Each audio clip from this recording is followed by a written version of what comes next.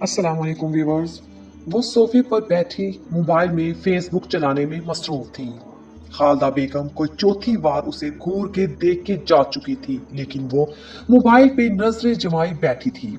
हाय का थोड़ी देर मोबाइल को छोड़ दो, किचन में मेरी मदद कराओ, तुम्हारे अब्बू के आने का वक्त हो गया है। वो थोड़े गुस्से से बोली, अम्मी मैं कोई किसी से गप्पे नहीं लगा रही हूँ, अपनी नोटिस ढूंढ रही हूँ। उसने एक मैसेज टाइप करके सेंड पे क्लिक करते हुए कहा, अल्लाह ही समझे तुम्हें लड़की। वो बड़बड़ाती हुई उठ गई और फिर एक दफा मोबाइल पे मसरूफ हो गई। हाइका कॉलेज की स्टूडेंट थी, पढ़ाई में कुछ ज्यादा अच्छी नहीं थी। हाँ, फैशन में कोई उसका मुकाबला नहीं कर सकता था। कुछ वो देखने में भी नॉर्मल ही थी, लेकिन फैशन और मेकअप की वजह से वो खुद को खूबसूरत बना लेती थी। ये भी कॉलेज के इब्तदाई दिनों की ही बात है कि कॉलेज से वापसी पर वो रोज जिधर से गुजरती थी, वहां दुकान पर बैठा एक हैंडसम लड़का उसे मोहब्बत भरी नजरों से देखा करता था। शुरू में तो उसने ध्यान ना दिया, लेकिन फिर आहिस्ता आहिस्ता वो इधर मतवज्जा होने लगी। वो रोज किसी न किसी बहाने दुकान पर जाने लगी। शुरू में बस आंखों आंखों में बात होती थी, लेकिन एक दिन जब पैसे वापस करने के बहाने उसने अपना नंबर भी हाइका के हाथ में थमा दिया, तो हाइका ने बगैर कोई हुज्जत किए चुपचाप ले लिया। और फिर ये राब्ता कब मैसेज से कॉल तक पहुंचा, उसे खुद भी पता नहीं चला। वो घंटों पढ़ाई का बहाना करके जुबैर के साथ बातों में मसरूफ रहती। वो देखने में तो बिल्कुल किसी हीरो जैसा था ही, उसकी बातें उससे भी ज्यादा सुलझी हुई होती थी। वो दिन में कई बार अपनी मोहब्बत का इजहार करता था और कहता था कि उसे इस दिन में हाइका से बढ़कर कोई अजीज नहीं है। ये बातें हाइका को जमीन से आसमान पर ले जाती थी।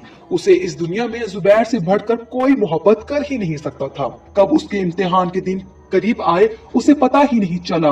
वो तो बस दिन रात जुबैर से बातें करती थी। इम्तिहान जैसे तैसे होके गुजर गए, लेकिन अब भी उसकी मसरूफियत वही थी। वो घर के कामों में बिल्कुल खालदा बेगम की मदद नहीं करती थी और पूरा दिन मोबाइल में मसरूफ रहती थी। हाइका के अब्बू एक सरकारी टीचर थे।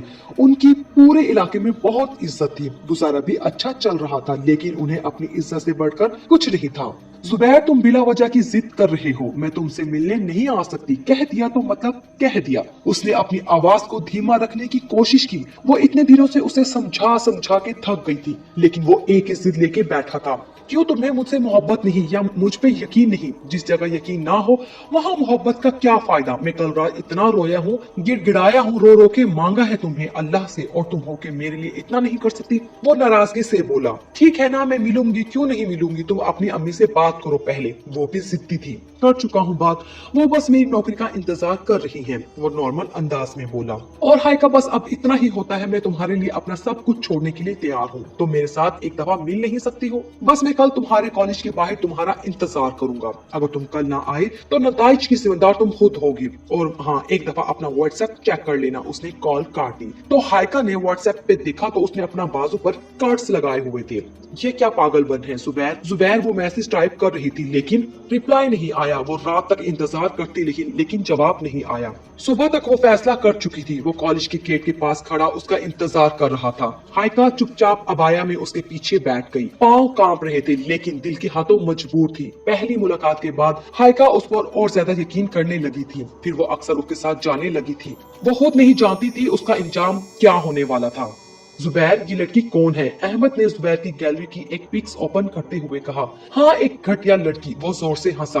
अच्छा, तो भाई ने नई लड़की फंसाई है और हमें खबर भी ना होने दी। वो नाराजगी से बोला, अकेले अकेले ही मजे लूट लेते हो क्या? हमारा हिस्सा? काशिफ ने सिगरेट मुंह के साथ लगाते हुए कहा। तुम लोगों को भी हिस्सा मिलेगा बहुत जल्द, बस थोड़ा सा इंतजार करो। बहुत जल्द, बस थोड़ा सा इंतजार करो, वो कुछ सोचकर बोला। अहमद, तो किसी खाली घर का इंतजाम कर, सोमवार वाले दिन मैं लड़की ले आऊंगा। वो कहते हुए उठ गया। वो दोनों शैतानी हंसी हंसे। अरे जुबैर, ये क्या, यहाँ क्यों ले आए हो? जुबैर को घर का दरवाजा खोलते देखकर हाइका ने हैरत से पूछा। कुछ नहीं, अम्मी से मिलवाने लाया हूँ यार। अच्छा, तो ये था तुम्हारा सरप्राइज? तुम भी ना? वो मुस्कुराई और उसके साथ अंदर आ गई, लेकिन अंदर घर बिल्कुल खाली था। जुबैर, तुम्हारी अम्मी कहाँ हैं? वो कुछ डरते डरते बोली। अम्मी अंदर सो रही हैं, बस उठने ही वाली होंगी। तुम बैठो, मैं कुछ खाने के लिए लेके आता हूँ तुम्हारे। उसने नरमी से उसके गाल को छुआ। वो फिर थोड़ा और करीब आया और एक बोसा उसके गाल पर किया। वो थोड़ी पीछे हटी। जुबैर, अभी जाओ यहाँ से, अम्मी उठ गई तो क्या सोचेगी, वो शर्माते हुए बोली। वो उठ के बाहर निकल गया। जल्दी आना, अम्मी से दोस्त के घर का झूठ बोल के आई हूँ, उसने पीछे से आवाज लगाई।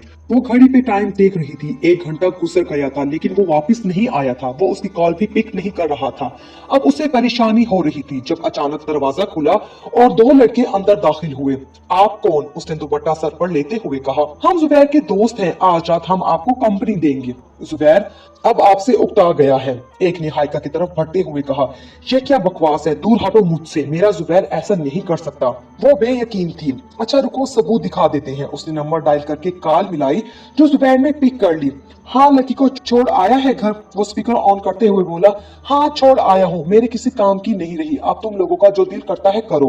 वो तड़प उठी तब चिल्ला के बोली, जुबैर ऐसे ना बोलो, मैं तुम्हारे बच्चे की माँ बनने वाली हूँ। वो किसी आखिरी उम्मीद के तहत बोली। जाओ घटिया औरत, पता नहीं किधर किधर से मुंह काला करके आती हो, खबरदार मुझ पे कोई इल्जाम लगाया तो। वो भी गुस्से से बोला। ये कैसे अल्फाज अदा कर रहा था वो। और हाँ, आज रात मेरे दोस्तों को खुश करो और तुम लोग जिंदा मत छोड़ना इसे। वो बेदर्दी से कहकर कॉल काट चुका था। वो भेड़िए की तरह उस पर झपटे।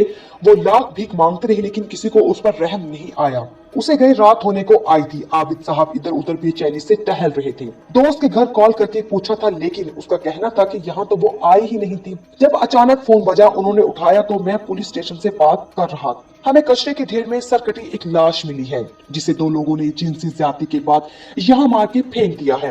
हुलिया बिल्कुल वैसा है जैसा आप आज FIR में लिखवा कर गए थे। आप लाश की शिनाख्त कर लीजिए, उनके पाँव के नीचे से जमीन निकल गई, बस इतना ही बोल पाई। वो हमारी बेटी नहीं है, आप लाश को दफना दीजिए। और वो सोफे पर ढह से गई।